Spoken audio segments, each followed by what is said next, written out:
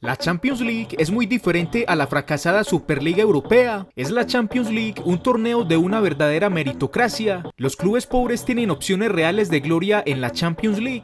La Champions responde a ese romanticismo de que el fútbol tiene que ser de los fans. Te invito a que te quedes y que me acompañes a averiguar los anteriores cuestionamientos. Y si por algún milagro tu equipo consigue las semifinales, déjame decirte que lo más probable es que estés jugando al PES o al FIFA, ya que hace más de 20 años que un club no perteneciente a las 7 ligas más ricas pisa dicha instancia. En el grupo B, lo que más resalta obviamente fue el ridículo que hizo el Inter de Milán. Luego resalta la buena presentación del Shakhtar, que estuvo a punto de clasificarse. Por lo que aquel argumento que dicen que no le puedes quitar la ilusión a un niño, por ejemplo que viva en Rumania, para que Real Madrid o Barcelona visiten su ciudad, queda totalmente desmontado. Amigos, ¿qué tal? Bienvenidos a Fútbol Más. Como es sabido, el proyecto de la Superliga fue anunciado oficialmente el pasado domingo 18 de abril, pero al día siguiente de manera express su viabilidad se destruyó, debido a la deserción de la mayoría de los clubes fundadores. Estos últimos, intimidados por sus gobiernos, federaciones respectivas y, como no, por la UEFA y la FIFA, que les convencieron a base de amenazas y también de promesas de privilegios en el futuro cercano. Una de ellas, la flexibilización de las políticas al fair play financiero, una promesa que obviamente gusta mucho a aquellos clubes de una chequera con fondos sin fin, como es el caso del Manchester City, que fue el primer club en retirarse y generar el efecto dominó como si lo hubieran hecho premeditadamente.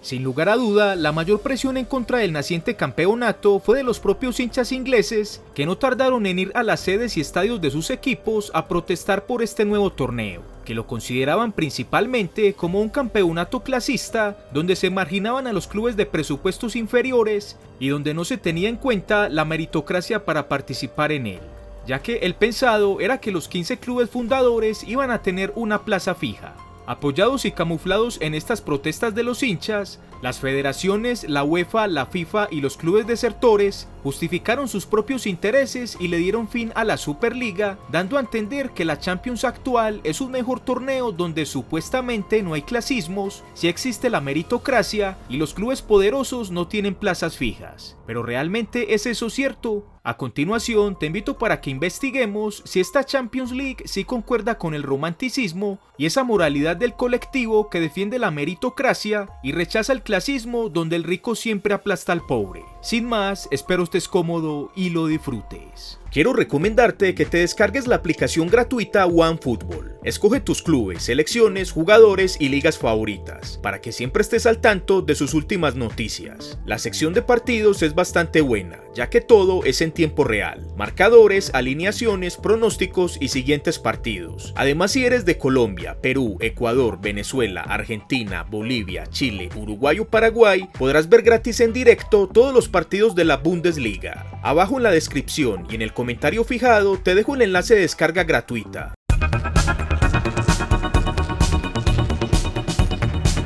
En este punto, tomemos como referencia la fase de grupos. Si bien en el torneo existen unas fases previas para que los clubes de las ligas modestas se clasifiquen, la fase inicial donde los clubes compiten de igual es desde esta ronda de grupos. En la versión 2020-2021 participaron en esta fase 32 equipos. 26 de estos fueron de las 11 ligas con más dinero: la inglesa, italiana, española, alemana, francesa, portuguesa, neerlandesa, rusa, turca, belga y ucraniana. Es decir, el 81% de los cupos en esa fase de grupos fue para los más ricos. O dicho de otra forma, de cada 10 cupos en la primera fase, 8 fueron para el top 11 de las ligas con más presupuesto.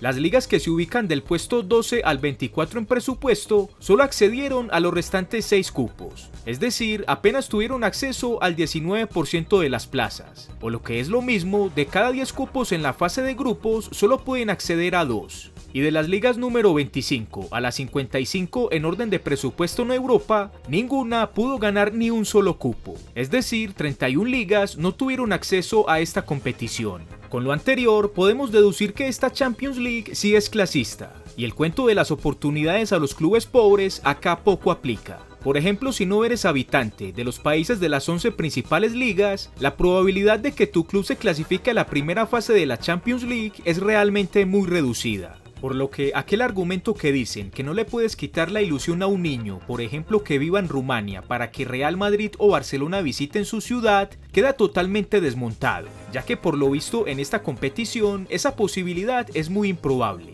Realmente ese niño necesita un milagro para que su equipo pueda disputar frente a los grandes esa fase de grupos de la Champions. Ahora bien, algunos dirán, no, pero es que para eso existen unas fases preliminares para disputar todos esos cupos, lo que nos lleva a evaluar entonces el grado de meritocracia que existe en este torneo. Veamos entonces para decepcionarnos aún más. Resulta que de los 32 cupos para la fase de grupos, 26 son cupos reservados para las 11 ligas más ricas. Es decir, si tu equipo no es de esas ligas principales, no puedes tener acceso a ninguno de esos 26 cupos. Tu equipo tiene que luchar por ganar alguno de los 6 cupos restantes, compitiendo frente a los campeones de esas otras 44 ligas marginadas, más los no campeones de las ligas con mucho más presupuesto como la portuguesa, neerlandesa, rusa, turca, belga y ucraniana. ¿Es eso una verdadera meritocracia? Por supuesto que no. El mérito aquí se reduce a que tu equipo debe pertenecer a una de las ligas más ricas de Europa. De lo contrario, es muy probable que no asista al campeonato. Para esta versión 2020-2021, por ejemplo, esas 6 plazas sin reserva fueron ganadas por las siguientes ligas. En la liga rusa, octava en presupuesto, el Zenit y el Lokomotiv asistieron con cupo reservado, pero el Krasnodar sí lo tuvo que disputar con los clubes de las ligas menores. La liga ucraniana, undécima en presupuesto, el Shakhtar tuvo cupo directo, pero el Dinamo sí tuvo que disputar el suyo. Es decir que de esos 6 cupos no reservados para las ligas más grandes, 2 de ellos se los terminaron llevando también. Es decir, apenas quedaron 4 plazas disponibles para las ligas que se encuentran de la número 2 en adelante en presupuesto. Esas 4 plazas fueron ganadas por las siguientes ligas. La austríaca, duodécima en presupuesto, consiguió una con el Salzburgo. La griega, decimotercera, se llevó una con el Olympiacos. En la danesa, la decimoséptima, se hizo a una con el Midtjylland. Y por último, la liga húngara, la número 24 en presupuesto, se ganó una con el Ferencváros. Ahora bien, ¿cuál de los anteriores clubes tuvo una buena campaña en la fase de grupos? ¿Cuánto era la diferencia en el presupuesto con sus rivales? Resolvamos esas dudas en el siguiente punto.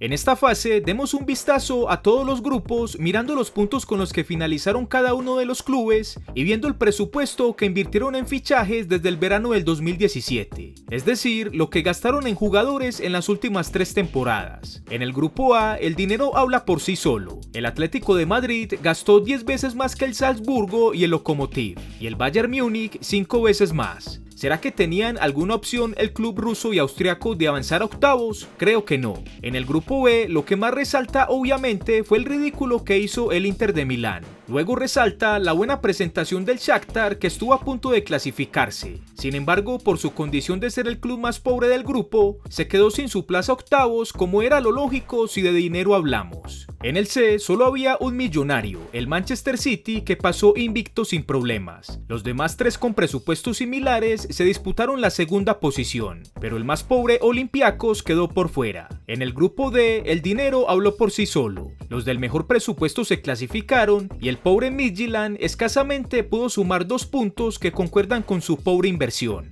En el E también primó el dinero. Los 2 poderosos ganaron sin problema el paso a octavos. En el F, el Zenit, aunque tuvo mejor presupuesto que la Lazio, el club italiano se supo imponer. Sin embargo, el club más pobre, el Brujas, no se clasificó a octavos. En el G, absolutamente nada que agregar. El puntaje y el dinero hablan por sí solos. El Dinamo y el Ferencváros eran 20 veces inferiores en presupuesto a sus 2 rivales poderosos. Y en el grupo H, lo que más sobresale fue el ridículo del Manchester United, que se dejó ganar la segunda plaza frente a un club con la mitad de su presupuesto. Y por supuesto, y como no puede faltar, el pobre Başakşehir, absolutamente inferior a los demás, quedó con solo 3 puntos. Dicho lo anterior, hagamos un resumen de lo que fue esa primera fase en los 8 grupos. Los clubes con menor presupuesto de cada grupo, ninguno se clasificó a octavos. De los segundos más pobres de cada grupo, 4 de ellos también se quedaron por fuera. Y absolutamente todos los más ricos de cada grupo se clasificaron a octavos. Haciendo otro resumen, pero en términos de liga, de los 16 clasificados a octavos, 14 fueron de las 4 ligas más ricas. Los 2 restantes fueron de la quinta y la sexta liga en orden de importancia en presupuesto. Es decir que si tu club pertenece de la séptima liga en presupuesto hacia adelante, las posibilidades de que pise unos octavos de final son muy pero muy reducidas. Según lo anterior, no cabe duda que en primera fase tu chequera te garantiza presencia en octavos de final, a no ser de que te llames Inter de Milán o Manchester United.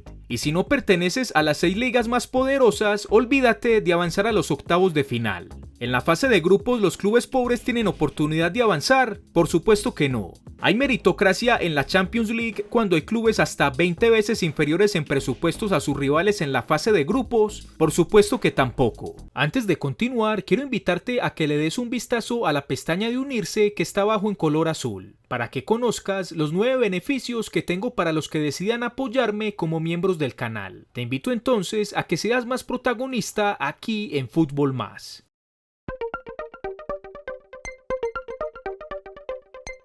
Analicemos ahora los octavos de final y veamos en los 8 enfrentamientos qué tan importante fue el dinero. Como lo podemos observar en esta imagen, de las 8 llaves, 5 las ganó el club con la mejor chequera y en las 5 con una contundencia clara. Entre Chelsea y Atlético realmente no hubo una gran diferencia en cuanto al dinero. Sin embargo, se impuso el que gastó más. El pobre Gladbach no pudo marcarle un solo gol al Manchester City. Atalanta perdió por 3 goles de diferencia. Lazio fue absolutamente inferior al Bayern Múnich, llevándose una paliza, y el Leipzig sucumbió ante un Liverpool con el doble de su presupuesto. Ahora bien, en las 3 llaves donde no se impuso la mejor chequera, solo en una se dio ese milagro donde el pobre venció al rico. En el Barcelona vs Paris Saint-Germain, si bien el club francés fue el que gastó menos y ganó la serie, ambos clubes invirtieron sumas descomunales. En el Sevilla vs Dortmund, el club alemán ganó la serie, pero la diferencia en presupuesto con su adversario fue de apenas 10 millones de euros. Y el único milagro donde el pobre se impuso al rico fue en el Porto vs Juventus. Los portugueses valientemente consiguieron los cuartos, aunque hay que anotar que lo hizo gracias a la regla del gol visitante. Según lo anterior, los octavos de final de la Champions League son para los clubes pobres. Por supuesto que no. De las 8 llaves, solo en una el más humilde se supo imponer.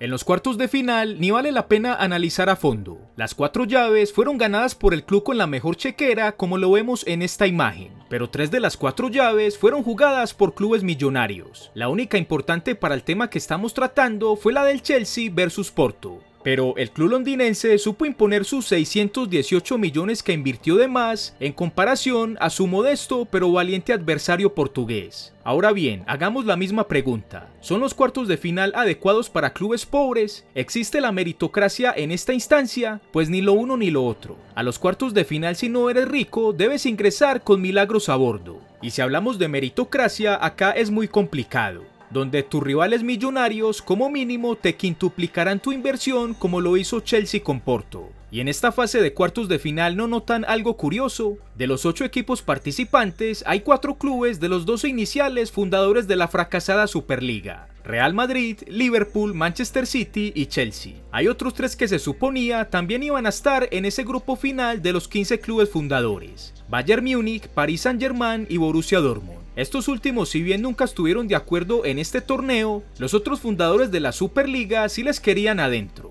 Y el único club no Superliga era el Porto, que a la larga tal vez lo consideraban un plan B para conformar ese fracasado torneo, por ser el Porto el club más importante de la sexta liga más rica de Europa. Entonces les pregunto en este momento, ¿son realmente la Champions League y la Superliga tan diferentes? Pues la verdad me parece que no. Si eres fan, seguidor, hincha o como le quieras llamar de un club de una liga pobre, recuerda que tu equipo primero debe ser campeón en su país, luego debe competir con los demás campeones de las 44 ligas pobres del continente y si sale vencedor tendrá que disputar el paso a la fase de grupos con clubes superiores en presupuesto, como son los equipos que no fueron campeones de la sexta a la 11ª liga más importante en presupuesto en Europa. Es decir, con los clubes no campeones de las ligas de Portugal, Países Bajos, Rusia, Turquía, Bélgica y Ucrania. Y si se le da el milagro a tu equipo de conseguir alguno de esos únicos 6 cupos que hay por meritocracia a la fase de grupos, necesitarán otro milagro en esa fase, porque sí o sí les tocará en su grupo con 3 rivales de un mejor presupuesto.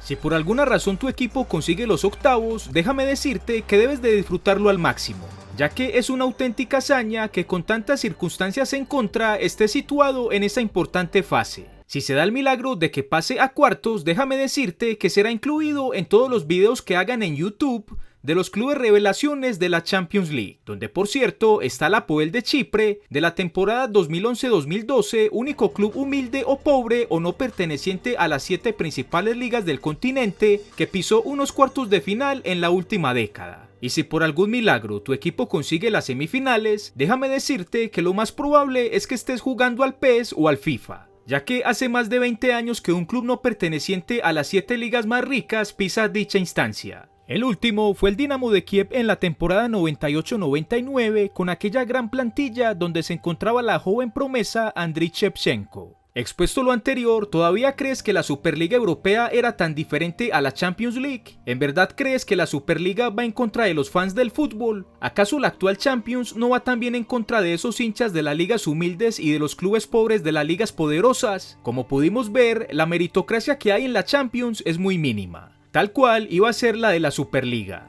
En el nuevo y fracasado torneo se dijo que iban a haber 5 cupos para invitados que se los ganarían por meritocracia. Difiere mucho esas 5 plazas de las 6 que hay actualmente en la Champions que no están reservadas para las ligas más poderosas. Como espectador, ¿no preferirías una gran primera fase donde se enfrenten los mejores clubes como iba a ser la Superliga, en vez de ver la monótona primera fase de la Champions donde igual van a avanzar los clubes con las mejores chequeras? Como espectador, ¿no te gustaría mejor ver una Champions sin los clubes poderosos donde los clubes sin tanto presupuesto tengan opciones reales de ganarla y luego ir a competir a esa Superliga y aportarle a esos partidazos? Por supuesto, espero tu opinión abajo en la caja de comentarios acerca de todos estos cuestionamientos que he planteado en este video. El número 1 pudo ser tricampeón del mundo igual que su connacional Pelé. El número 2 pudo ser el mejor jugador de la historia. El número 3 pudo ser el jugador con más títulos. Este recorte de video que acabas de ver es de uno que publiqué recientemente, donde analizamos la carrera de estos cracks brasileños que se vinieron abajo en su mejor momento, privándose de dejar un legado más importante. Amigos, gracias por ver el video, espero les haya gustado. Si fue así, por favor regálame tu like. Te dejo este botón para que te suscribas al canal y actives la campana de notificaciones para que estés al tanto de los nuevos videos. Y te dejo también este video que te mencioné anteriormente de estos 3 cracks brasileños. Sin más, nos vemos en el próximo video aquí en Fútbol Más.